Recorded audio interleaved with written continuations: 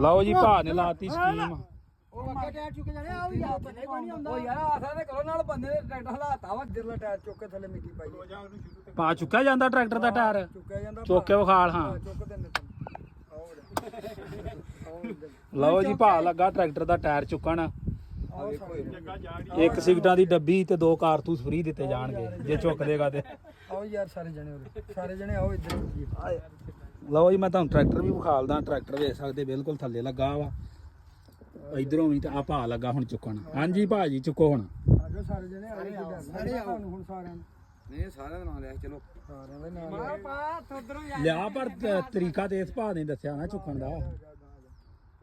ਉਹਨੇ ਵੀਡੀਓ ਬਣਾਉਣੀ ਹੈ ਚੁੱਕਣਾ ਤੂੰ ਹੀ ਆ। ਹਾਂ ਸਾਰੇ ਜਣੇ ਫੜੋਗੇ ਤੇ ਆਓਗੇ ਹੱਥ ਲਾਓਗੇ। ਚਲੋ ਅੱਜ ਬੰਦੇ ਤੇ 4 ਹੋਏ। ਚਲੋ ਜੀ ਮੌਲਾ ਖੁਸ਼ ਰੱਖੇ। ਚਲੋ ਜੀ ਫੜੋ। ਹੈਲੋ ਪਾਓ ਲੈ ਜਾ। ਉਹ ਯਾਰ ਪਰਾਂ ਨਾਲ ਆ ਦਿਓ ਇਹਨੂੰ। ਉਹ ਨਹੀਂ ਐਡੀ ਛੇਤੀ ਆ ਕਹੀ ਕਿੱਥੇ ਕਹੀ ਦੇ ਹੱਥ। ਲੈ ਭਾ ਲੱਗਾ ਜੀ ਕੋਈ ਸਕੀਮ ਲਾਉਣ ਲਾ ਕੇ ਹੁਣ ਟਰੈਕਟਰ ਲੱਗਾ ਤਾਂ ਚੁੱਕਣ। ਇਹ ਹੁਣ ਜੇ ਲਓ ਜੀ ਭਾ ਨੇ ਲਾਤੀ ਸਕੀਮ। ਉਹ ਅੱਗੇ ਟਾਇਰ ਚੁੱਕ ਜਾਣੇ ਆ ਵੀ ਯਾਰ ਬੰਨੇ ਕੋਈ ਨਹੀਂ ਹੁੰਦਾ। ਉਹ ਯਾਰ ਆਸਾ ਤੇ ਕਰੋ ਨਾਲ ਬੰਦੇ ਨੇ ਟਰੈਕਟਰ ਹਲਾਤਾ ਵਾ ਕੀ ਕਰਨ ਦੇ ਜੇ। ਪਾਓ ਹਾਂ ਯਾਰ ਇੱਕ ਵਾਰੀ ਸਾਰੇ ਹੱਥ ਕੀ ਉਹ ਲੱਗਾ ਹੁਣ। ਜੰਗੀ ਨੇ ਡਾਹਤੀਆਂ ਲੱਤਾਂ। ਚਲੋ ਚੁੱਕ ਦੋ ਚੁੱਕ ਦੋ।